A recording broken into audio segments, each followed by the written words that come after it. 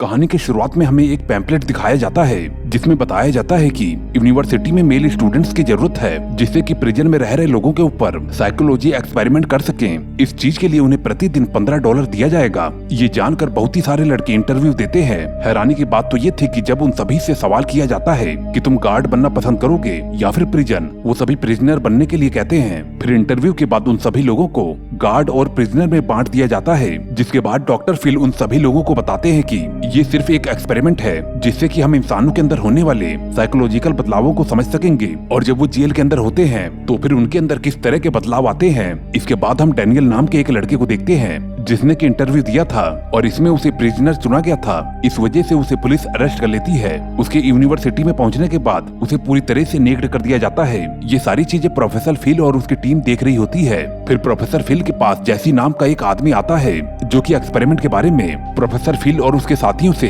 Concern करने वाला था, लेकिन हम देखते हैं कि जैसी इस एक्सपेरिमेंट से बिल्कुल भी खुश नहीं था क्योंकि उसे लगता है कि इस एक्सपेरिमेंट की उसे बिल्कुल भी जरूरत नहीं है। इस वजह से फिल उसे समझाता है कि इस एक्सपेरिमेंट से हमें मालूम चलेगा कि अगर एक आदमी की आजादी को छीन लिया जाता है तो उसके अंदर किस तरह के बदलाव आते हैं। अब अगले सीन में हम देखते हैं कि गार्ड बने हुए सभी लड़के सभी कैदियों को एक जगह पर इकट्ठा करते हैं और उन्हें समझाने की कोशिश करते हैं कि हम लोग यहाँ पर तुम्हारी हेल्प करने के लिए आए हैं ताकि तुम दोबारा से अपनी लाइफ में ऐसी गलतियां ना करो। अब प्रिजनर बने हुए लड़के इस बात से बिल्कुल भी खुश नहीं थे क्योंकि उन्हें लग रहा था कि प्रिजनर और गार्ड्स को दोनों को ही बराबर सही पैसे मिल रहे हैं और सभी परेशानियों को सिर्फ प्रिजनर ही उठा रहे हैं। और जिसके बाद गार्ड्स उन सभी प्रिजनर्स को लेटर लिखने के लिए कागज देते हैं जिससे कि वो उस इंसान को लेटर लिख सके जिससे कि वो मिलना चाहते हैं। फिर उस लेटर को डॉक्टर फिल और जैसी पढ़ते हैं उसमें उन्हें एक ऐसा लेटर मिलता है जिसमें कि कैदी ने अपने नाम की जगह एक नंबर लिखा हुआ था, जिस चीज से वो लोग काफी ज्यादा हैरान होते हैं। फिर गार्ड सभी प्रिजनर्स को अपने नाम की जगह अपने अपने नंबर को याद रखने के लिए कहते हैं और उन्हें जब तक वो नंबर रटवाते हैं और जब तक कि उनको वो नंबर याद नहीं हो जाता इस दौरान वो लोग उन्हें अपने बगल वाले प्रिजनर्स का नंबर भी बोलने के लिए कहते हैं और उनके ऐसा न कर पाने की सजा भी देते हैं। और जिसके बाद एक गार्ड उन लोगों से पूछता है, क्या तुम लोगों को आज अपने नंबर्स को याद रखने में मजा आया? उनमें से एक कैदी इस चीज के लिए साफ इनकार कर देता है, जिस वजह से गुस्से में एक गार्ड उसे एक छोटे से रूम में बंद कर देता है जिसे ये लोग हॉल बोलते हैं और जहाँ पर बहुत ही कम जगह थी। फिर रात में उस कैदी को हॉल से निकालने के बाद गार्ड उससे बेडशीट को बिछाने के लिए कहता है, लेकिन उसके बेडशीट बिछाने पर गार्ड उससे कहता है कि अभी तुम्हारी बेडशीट सही नहीं है और इसी तरह से वो एक ही बेडशीट को करीबन 12 बार सेट करवाता है। इस दौरान हम देखते हैं कि उस गार्ड को ऐसा करने में बहुत ही ज्यादा मजा आ रहा था। अब वो सभी गार्ड उन सभी प्रिजनर्स को रात में ही जगाकर एक्सरसाइज करवाते हैं। इस वजह से एक कैदी गार्ड को भला बुरा बोल देता है और जिस वजह से गुस्से में वो गार्ड उस कैदी को भी उस हॉल में बंद कर देता है और जिसके बाद वो गार्ड वापस से उस कैदी के पास पहुंचता है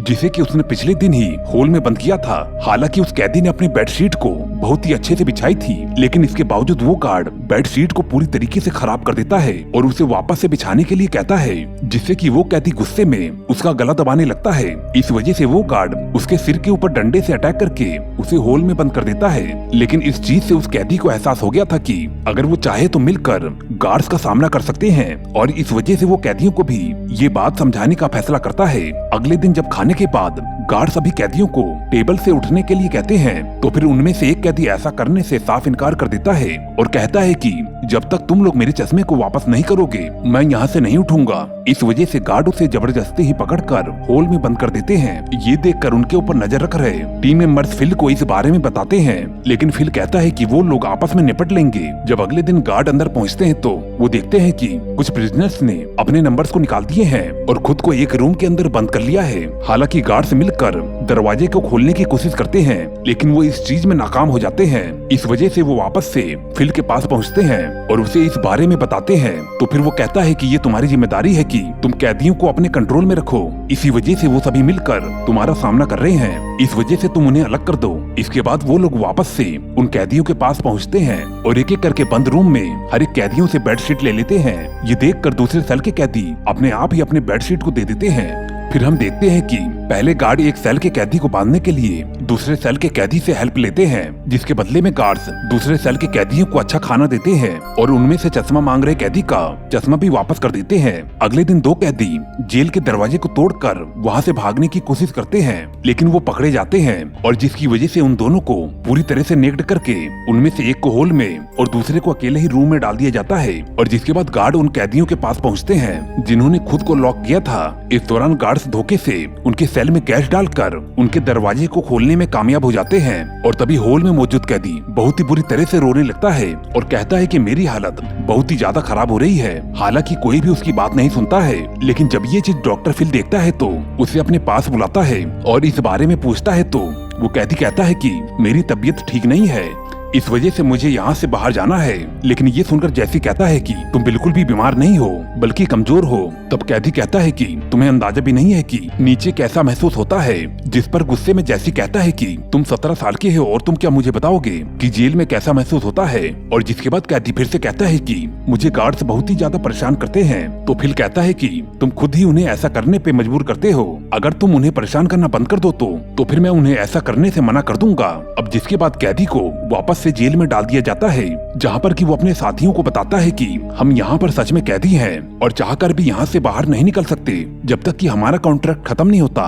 जिसके बाद वो बुरी तरह से चिल्लाने लगता है और कैमरे के अंदर चिल्लाते हुए कहता है कि मुझे यहाँ से बाहर निकलना है। और जब फिल को ये सारी चीजें मालूम चलती है तो वो अपनी टीम पर बहुत ही ज्यादा गुस्सा होता है, क्योंकि उसकी वजह से बाकी कैदी भी भड़क सकते हैं। इस वजह से फिल उस कैदी को जेल से हटाने का फैसला करता है और बाकी कैदियों को बताने के लिए कहता है कि उसे मैक्सिमम सिक्योरिटी में ट्रांसफर कर दिया गया है। लेकिन जब फिल का एक टीम मेंबर दूसरे सेल के कैदियों की बातें सुनता है, जब पता लगता है कि उन लोगों को शक है कि ट्रांसफर किए गए कैदी को किसी सिक्योरिटी सेल में नहीं बल्कि उसे घर भेज दिया गया है। इसके बाद सभी कैदियों के रिलेटिव उनसे मिलने के लिए आते हैं, क्योंकि वो उनके अंदर के बदलाव को देखकर काफी ज्यादा हैरान थे। सभी रिलेटिव्स के जाने के बाद फिल खुद ही जेल के बाहर पहरा देने का फैसला करता है, क्योंकि उसे डर था कि सेल तोड़कर कैदी जरूर ही वहाँ से भागने की कोशिश करेंगे।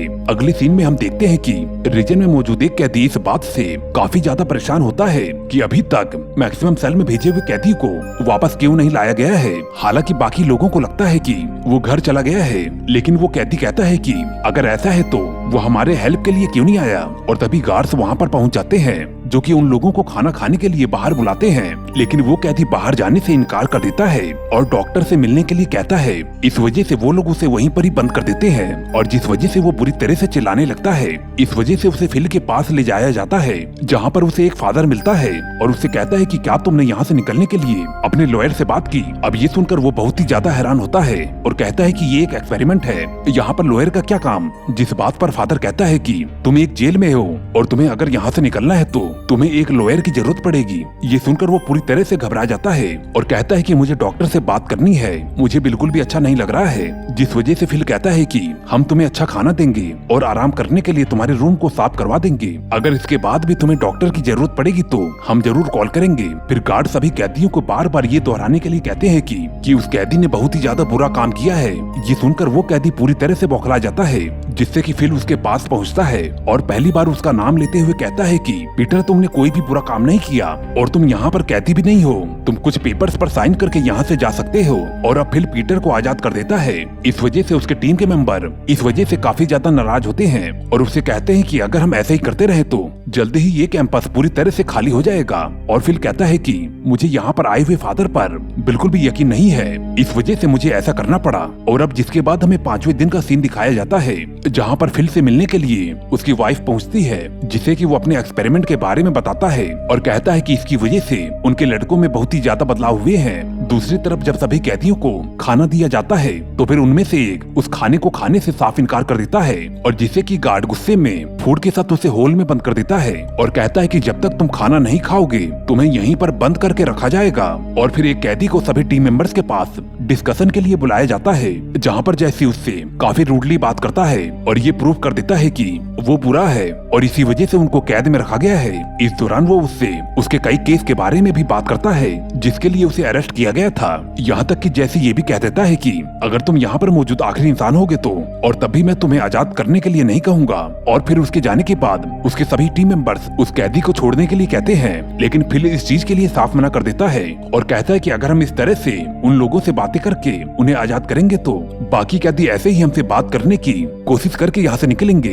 इस दौरान हम देखते हैं कि जैसी ने उस कैदी से जो भी कहा था उसकी वजह से वो काफी ज्यादा दुखी होता है, क्योंकि उसे मालूम था कि वो उसे बिना किसी रीजन के क्रिमिनल बना रहा है, क्योंकि वो ऐसा बिल्कुल भी नहीं है, क्योंकि अब उसे बहुत ही ज्यादा गिल्टी फील हो रहा था। इस वजह से वो वहाँ से फिल के मना करने के बावजूद भी चला जाता है। ये देखकर दूसरा टीम मेंबर माइक फिल से कहता है कि अब मुझे लगता है कि सब कुछ खत्म हो चुका है। दूसरी तरफ हम हॉल में बंद कैदी को देखते हैं जिसने कि अभी तक उस खाने को नहीं खाया था। इस वजह से गार्ड्स उसके पास पहुंचते हैं और उससे पूछते हैं कि तुम्हारी प्रॉब्लम क्या है। तो फिर वो कहता है कि मेरी प्रॉब्लम यहाँ पर गार्ड्स और एक्सपेरिमेंट करने वाले लोग हैं, इंसान को इंसान नहीं समझ रहे हैं। ये सुनकर गार्ड बहुत ही ज्यादा गुस्सा हो जाता है और उसे वापस से बंद कर देता है। इस दौरान जब फिल की वाइफ कैदियों की हालत देखती है तो वो बहुत ही ज्यादा गुस्सा हो जाती है। हालांकि फिल उसे समझाने की कोशिश करता है, लेकिन उसकी वाइफ कहती है कि जिन्होंने अपनी लाइफ में कोई भी क्राइम नहीं किया है तुम्हें उन्हें आजाद कर देना चाहिए। ये सुनकर फिल कहता है कि क्या हमारे बीच वो सब कुछ खत्म हो चुका है। उसकी वाइफ उसके बात का कोई भी जवाब दिए बिना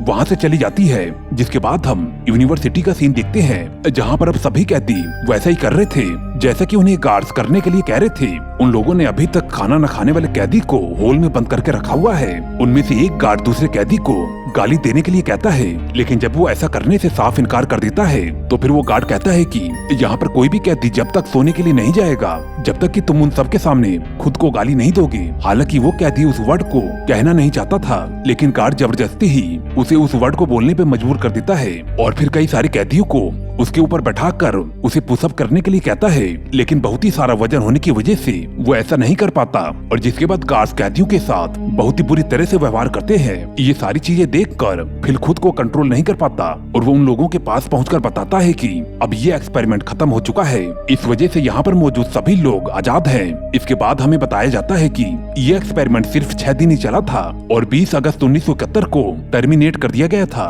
ये सारी चीजें सिर्फ 6 दिनों के अंदर हो गई थी। इस दौरान वहाँ पर कैद किए गए कैदियों को इस बात का पूरा एहसास था कि वो सिर्फ एक्सपेरिमेंट नहीं सच में एक जेल थी। हालांकि इस एक्सपेरिमेंट में किसी भी पार्टिसिपेंट्स को लॉन्ग टर्म में किसी भी तरह का कोई भी नुकसान नहीं पहुंचा। इस एक्सपेरिमेंट के बाद डॉक्टर फिल पूरी दुनिया में सभी लोगों को साइकोलॉजी के बारे में बताने का काम करते हैं। इंटरव्यू के दौरान जब एक कैदी और गार्ड आपस में बात कर रहे थे तो फिर गार्ड ये बताता है कि वो यहाँ पर कैद लोगों की लिमिट को चेक कर रहा था कि शायद कोई यहाँ पर होगा जो कि पलट कर उसे ये सब करने से मना करेगा, लेकिन किसी ने ऐसा करने की हिम्मत नहीं की थी।